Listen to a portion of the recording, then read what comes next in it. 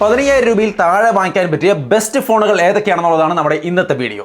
So ഓരോന്നായിട്ട് പരിശോധിക്കാം. 15,000 രൂപയിൽ നിങ്ങൾക്ക് ഒരു നല്ല പെർഫോമൻസ്, ഒരു ഓൾറൗണ്ടർ പാക്ക് വേണം എന്ന് ആഗ്രഹിക്കുന്ന ആൾക്കാരെ സംബന്ധിച്ച് പോക്കോ നിങ്ങൾക്ക് ഓക്കെ ആണെങ്കിൽ പോക്കോ എക്സിസ് നിയോ ആണ് ഇപ്പോൾ കിട്ടാവുന്ന ഏറ്റവും മികച്ച ഓൾറൗണ്ടർ ഫോൺ എന്ന രീതിയിൽ ആ ഒരു സെഗ്മെന്റിൽ ഇപ്പോൾ കിട്ടുന്ന phone. Dimensity 6080, 108 MP camera, 5000 mAh battery, 33 watt charging, 120 ഹെർട്സിന്റെ ആമോലെഡ് ഡിസ്പ്ലേ, അങ്ങനെ അത്യാവശ്യം വേണ്ടുന്ന എല്ലാം ഈ ഒരു ഫോണിലുണ്ട്.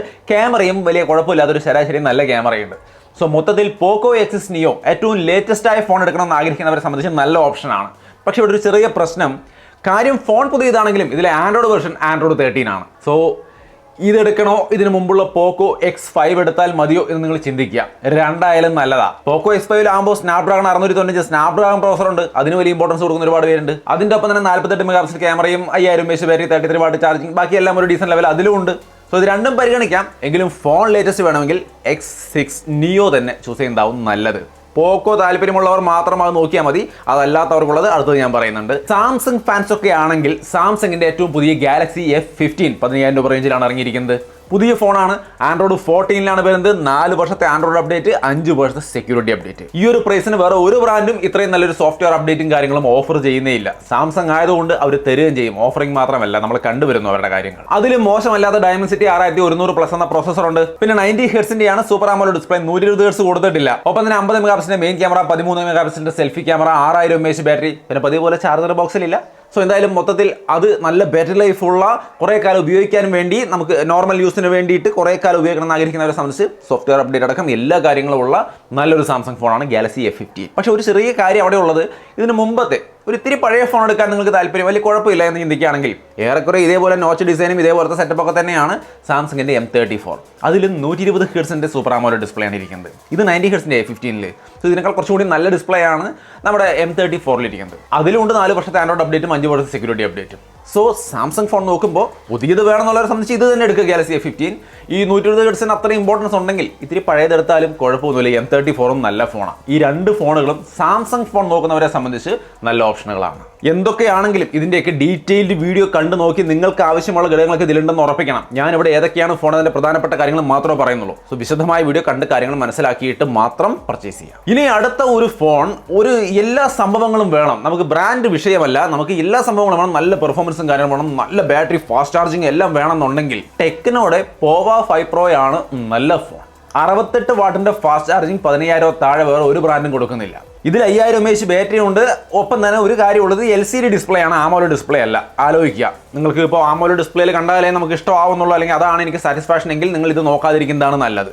ഡയമൻസിറ്റി 6080 എന്ന പ്രോസസ്സറും ഈ വിലയ്ക്ക് ഇപ്പോൾ മറ്റെല്ലാ ബ്രാൻഡുകളും കൊടുക്കാൻ പോകുന്ന ആ ഒരു സെറ്റപ്പിൽ ആ ഒരു റേഞ്ചിൽ വരുന്ന ബെസ്റ്റ് പ്രോസസ്സറുമാണ്. പിന്നെ ഇതിൽ 50 മെഗാപിക്സലിന്റെ മെയിൻ ക്യാമറയും 16 മെഗാപിക്സലിന്റെ സെൽഫി ക്യാമറയാണ്. ക്യാമറ ശരാശരിയാണെന്നാണ് ഞാൻ അറിഞ്ഞത്. വിശദമായ വീഡിയോ ഒന്ന് കണ്ടു നോക്കിയിട്ട് മാത്രം ചൂസ് ചെയ്യുക. ടെക്നോ പോവ 5 Pro 6 Pro ഇറങ്ങാൻ പോകുന്നുണ്ട് ഇപ്പോൾ. അത് ഇതിനേക്കാൾ നല്ലതാണ്, പക്ഷെ വില 15 അല്ല എന്നാണ് ഞാൻ കേൾക്കുന്നത്. 20 രൂപ റേഞ്ചിൽ പോകുന്നൊക്കെ പറഞ്ഞു കേൾക്കുന്നു. അങ്ങനെയാണെങ്കിൽ ഇത് തന്നെയായിരിക്കും 15,000 രൂപ റേഞ്ചിലെ ബെസ്റ്റ് ഫാസ്റ്റ് ചാർജിംഗ് ഉള്ള ഫോൺ. അപ്പോൾ നമ്മൾ ഈ പറഞ്ഞതെല്ലാം 15,000 രൂപ റേഞ്ചിലുള്ള ഫോണുകളാണ്. എന്നാൽ ഇത്രയും ബഡ്ജറ്റ് ഇല്ല. അണ്ടർ 15,000 എന്ന് പറയുമ്പോൾ 13,000 രൂപ റേഞ്ചിലൊക്കെ നിങ്ങളൊരു ഫോൺ നോക്കുന്നുവെങ്കിൽ മോട്ടോയുടെ ക്ലീൻ എക്സ്പീരിയൻസ് തരുന്ന ഒരു ഫോണുണ്ട്, മോട്ടോ G54. കുറേ കാലമായിട്ട് ഈ റേഞ്ചിൽ ഒരു നല്ല ഫോണായിട്ട് നിൽക്കുന്ന ഫോണാണ്. ഇപ്പോഴും അത് തന്നെ. അതിൻ്റെ അടുത്ത വെർഷൻ വരുന്നുണ്ടെന്നാണ് ഞാൻ കേൾക്കുന്നത്. എന്തായാലും 15,000 രൂപയുടെ മുകളിൽ പോകാൻ സാധ്യതയുണ്ട്. ഇത് 15,000 താഴെ നോക്കുമ്പോൾ ഒരു 13,500 രൂപ റേഞ്ചിൽ നിങ്ങൾക്ക് ഓഫറിലൊക്കെ 13,000 രൂപ റേഞ്ചിൽ തന്നെ കിട്ടും. ഇതിലെ പ്രോസർ നോക്കിയാൽ ഡയമൻസിറ്റി 7020 പ്രോസറാണ്. ആ വിലയ്ക്ക് അത്യാവശ്യം നല്ലതാണ്. ഇതിൽ LCD ഡിസ്പ്ലേ ആണെന്നുള്ളത് മാത്രം ഒന്ന് പ്രത്യേകം ഓർത്തോളൂ. പക്ഷേ 120 ഹെർട്സിന്റെ തന്നെയാണ്. 50 മെഗാപിക്സലിന്റെയാണ് മെയിൻ ക്യാമറ വരുന്നത്, 16 മെഗാപിക്സലിന്റെയാണ് selfie camera.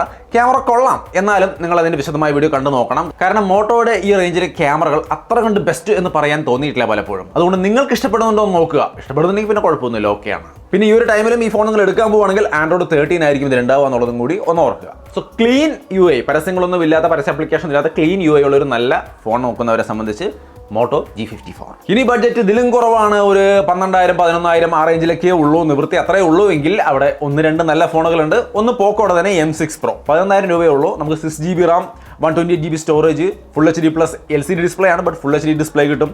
90 hertz refresh rate കിട്ടും. സ്നാപ്ഡ്രാഗൺ 4 Gen 2 എന്ന പ്രോസസ്സറാണ്. ആ വിലയ്ക്ക് ആ പ്രോസസ്സറൊക്കെ ഓക്കെയാണ്. സോ പോക്കോ M6 Pro നോക്കാം, അല്ലെങ്കിൽ ലാവ സ്റ്റോം നോക്കാം. അതിനും 8GB RAM 128GB സ്റ്റോറേജിനൊക്കെ 11,000 രൂപയെ വരുന്നുള്ളൂ അവിടെ. അതിൽ ഡയമൻസിറ്റി 6080 എന്ന പ്രോസർ ഉണ്ട്, 50 MP മെയിൻ ക്യാമറയും 8 MP വൈഡ് ആംഗിൾ ക്യാമറയും കൊടുത്തിട്ടുണ്ട്.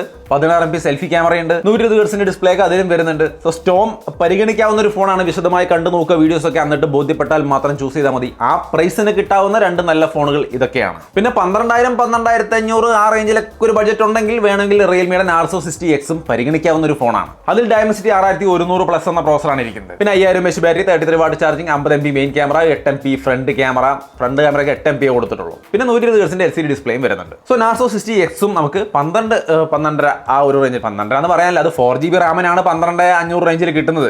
6GB റാം ആകുമ്പോൾ 13 സംതിങ് ആവും. കാരണം 4GB ഇനി എടുക്കരുത്, അതുകൊണ്ട് തന്നെ 13 സംതിങ് ആവും.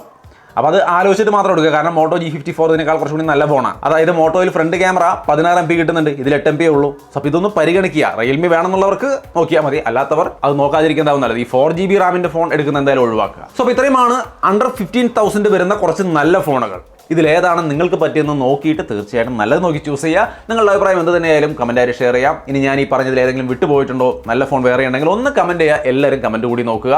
ചിലപ്പോൾ നല്ല ഏതെങ്കിലും ഫോൺ ഞാൻ വിട്ടിട്ടുണ്ടാവാം, അത് താഴെ സുഹൃത്തുക്കൾ കമൻറ്റ് ചെയ്യാം. സോ അത്രയുമാണ് ബെസ്റ്റ് ഫോൺ അണ്ടർ 15,000. വീഡിയോ ഇഷ്ടപ്പെട്ടാൽ ലൈക്ക് ചെയ്യാനും ഷെയർ ചെയ്യാനും മറക്കണ്ട. വീണ്ടും ഒരു വീഡിയോയിൽ കാണാം. ബൈ.